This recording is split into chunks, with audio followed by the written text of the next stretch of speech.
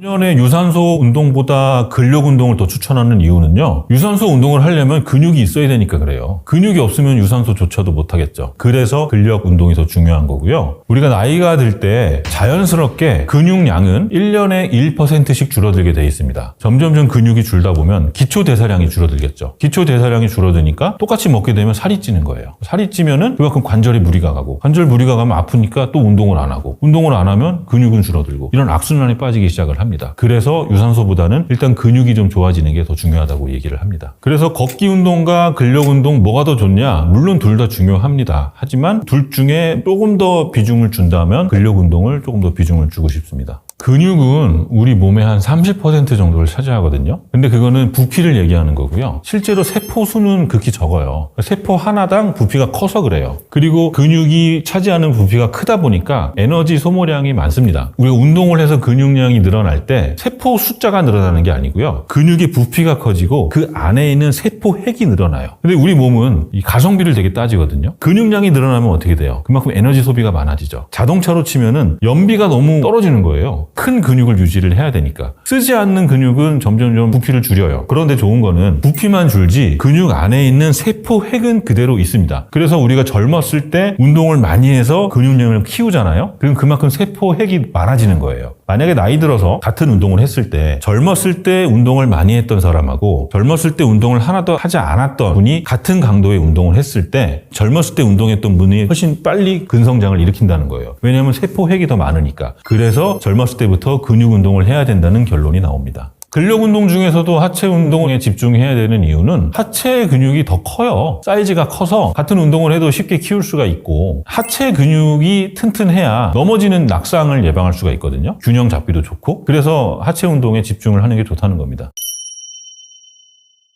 노년에도 할 수 있는 근력 운동을 한 3가지 정도 추천해 드리면요. 첫 번째는 스쿼트예요. 스쿼트 아주 쉽잖아요. 방법을 모르시는 분도 거의 없을 거고, 인터넷이나 자료를 찾아보면은 무릎을 망치지 않고 올바르게 하는 스쿼트 방법, 이런 영상들이 굉장히 많아요. 그런 걸 보면서 스쿼트 연습을 하셔도 되는데, 나는 무릎도 아프고 유연성이 떨어져서 스쿼트를 그냥 하기 어렵다, 이런 분들은 월 스쿼트라는 걸 해주면 더 좋아요. 월 스쿼트는 벽에 짐볼 같은 그 공을 이용해서 체중을 약간 기댄 상태에서 하는 운동이기 때문에 무릎에 부담을 덜 줍니다. 스쿼트 운동 내지는 월 스쿼트를 추천을 드리고요. 두 번째는 플랭크 운동인데, 그냥 하는 플랭크 운동보다는 벽을 이용해서 좀 부담을 좀 줄인 상태에서 할 수 있는 플랭크 운동이 있어요. 사이드 플랭크 운동 같은 거. 이렇게 하시면 되고요. 그다음 마지막으로 세 번째 추천해 드리는 운동은 종아리 근육 강화 운동입니다. 종아리 근육을 수축시켰다 이완시켰다 계단 끝에 올라가서 하시면 되는데요. 이 종아리 운동은 좀 주의하실 게, 근육이 너무 약하거나 어떤 질병이 있으신 분들은 운동하는 도중이나 운동하고 나서 다리에 쥐나는 경우가 있어요. 아니면 근육이 막 찢어지는 경우도 있고요. 그래서 혹시 쥐나거나 이런 분들은 꼭 병원에서 다른 질병, 뭐 혈관이라든가 정맥이라든가 근육 내에 다른 질병이 있는지 없는지를 확인을 해보시고, 큰 통증이 없다면 종아리 운동 열심히 해주시면 됩니다. 정리를 하자면 스쿼트 운동, 플랭크 운동, 종아리 운동, 요 3가지를 추천을 해드립니다. 종아리 운동하는 거 알려드릴 거고요. 종아리는 다리에 있는 제2의 심장이라고 부르잖아요. 그만큼 종아리 근육이 좋아야 다리 쪽에서 심장 쪽으로 피를 쭉쭉 뿜어주기 때문에 혈액순환에 도움이 됩니다. 그 운동 알려드릴 거고요. 먼저 이렇게 어깨 넓이로 서신 다음에 이렇게 평지에서 하셔도 되고요. 계단 끝에 서서 발을 반쯤 걸치고 하셔도 돼요. 간단합니다. 여러분 다 아시는 운동이에요. 자, 종아리 운동하실 때는 어깨 넓이로 서시고요. 균형이 흐트러져서 넘어질 수 있으니까 의자 모서리 같은 데 잡거나 앞에를 잡고 하시면 더 좋아요. 올라갈 때는 빠르게 올라갑니다. 쭉 올렸다가 내려올 때는 천천히, 쭉 올렸다가 천천히. 이거를 15회를 해주시면 돼요. 15번. 쫙 올렸다가 천천히, 올렸다가 천천히.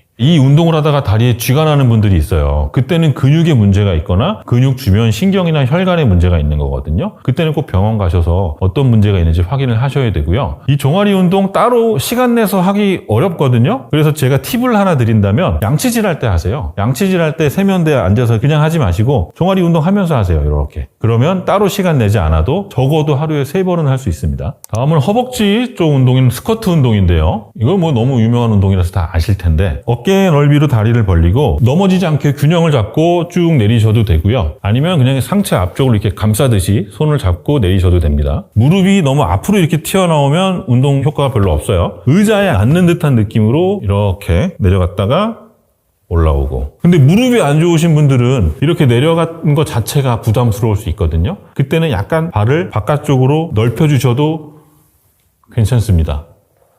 본인한테 맞는 각도를 찾으셔야 돼요. 무릎 통증이 없는 각도를 찾아서 이렇게 운동을 해주시면 되고요. 스쿼트 같은 경우는 횟수가 정해져 있지는 않습니다. 본인의 능력에 따라서 20회 하셔도 되고 40회 가능하면 40회 하셔도 되고, 근데 한 번에 너무 많이 하는 것보다는 20회 하고 조금 쉬었다가 또 20회 하고 이런 식으로 나눠서 하시는 것도 괜찮거든요. 그러니까 본인에게 맞는 강도와 수준을 찾아서 프로그램을 짜시는 게 좋겠습니다.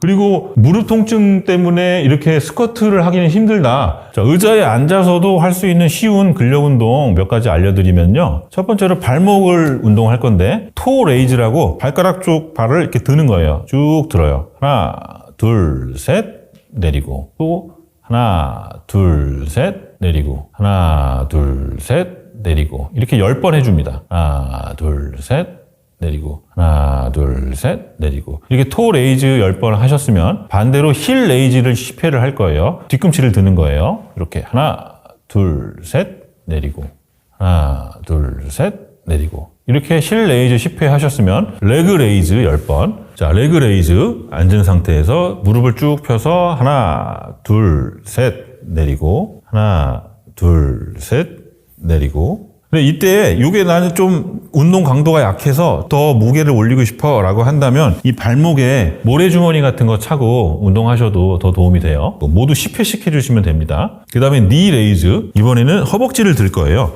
허벅지는 양쪽을 한 번에 들기는 좀 힘드니까 한쪽씩 하시면 돼요.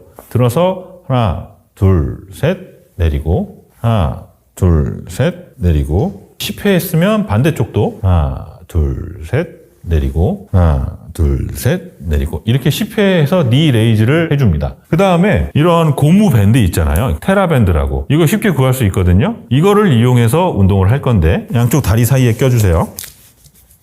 자, 이렇게 걸어주시고 한쪽 다리는 고정하고 이쪽 다리를 옆으로 밀 거예요. 쭉 벌려서 하나, 둘, 셋, 제자리 하나, 둘, 셋, 제자리 하나, 둘, 셋, 제자리 이렇게 10회 해주고요. 이제 반대쪽 해야죠. 이쪽 다리 고정하고 이쪽 다리를 하나, 둘, 셋, 제자리 하나, 둘, 셋, 제자리 하나, 둘, 셋, 제자리. 자, 이렇게 해서 10회씩 각 모든 운동은 10회씩 해주시면 됩니다. 이런 운동이 이제 무릎 관절을 보호하면서도 하체 근육을 발달시킬 수 있는 방법입니다. 자, 그런 다음에 이제 다리 운동 했으니까 등 운동도 같이 해야 되거든요. 너무 하체만 하면은 우리가 몸이 꾸부정해질 수가 있어요. 그래서 등을 피는 운동 할 거예요. 밴드를 양쪽에서 잡고 등을 이렇게 벌린다는 느낌으로 하나, 둘, 셋, 제자리 하나, 둘, 셋, 제자리. 이것도 10번 해주는 거예요. 하나, 둘, 셋, 제자리. 이렇게 해서 하체 운동하느라고 꾸부정해진 등을 쭉 펴주면 운동을 마무리할 수가 있습니다. 노년 건강을 위한 생활 습관을 3가지 추천하는 거는요. 이거 너무 좀 뻔한 대답이기는 해요. 첫 번째, 좋은 음식 먹고요. 두 번째, 규칙적으로 운동을 하고, 세 번째로는 멘탈을 잘 챙겨야죠. 그래서 정신 건강을 위해서 뭐 취미 생활을 한다든지 아니면 가족이나 친구분들하고 어떤 사회적인 소통을 잘 이루어서 이 3가지만 잘 해주신다면 노년 건강을 잘 챙길 수 있을 겁니다. 노년에는 식습관 중에서 단백질 섭취가 굉장히 중요합니다. 왜냐하면 나이가 들수록 소화 기능은 떨어지게 돼요. 소화 기능이 떨어지니까 육류에서 얻을 수 있는 단백질을 잘 안 먹게 돼요. 그러면 배는 고프니까 뭘 먹게 되냐면 김치라든가 뭐 짠 반찬, 밥이랑 드시거든요. 서서히 단백질을 안 먹게 되니까 근육이 줄어들면서 부상의 위험이 커지는 거예요. 노년이 될수록 단백질 섭취가 중요합니다. 육류를 통한 단백질 섭취는 어렵다 그랬잖아요. 왜냐면 소화도 잘 안 되고 치아도 좀 약하니까 이게 씹기도 어렵고, 그래서 처음에는 좀 부드러운 걸 드시는 게 좋아요. 부드러운 단백질. 제가 추천해드리는 거는 두부 아니면 콩 아니면 생선 한 토막, 그다음에 계란찜, 이런 것들이 좀 부드러우면서도 먹기 편한 그런 단백질 섭취가 되겠죠. 아니면 난 고기가 너무 먹고 싶은데 치아가 약해서 잘 못 먹겠어. 그러면 음식을 찌세요. 육류 단백질이라 그래도 같은 재료라도 이거를 굽느냐 찌느냐 삶느냐에 따라서 이게 부드럽게 변할 수가 있잖아요. 있잖아요. 내가 꼭 먹고 싶은 음식인데 치아가 약해서 못 먹는다면 음식을 삶거나 쪄서 부드럽게 만들어서 드시는 게 좋습니다.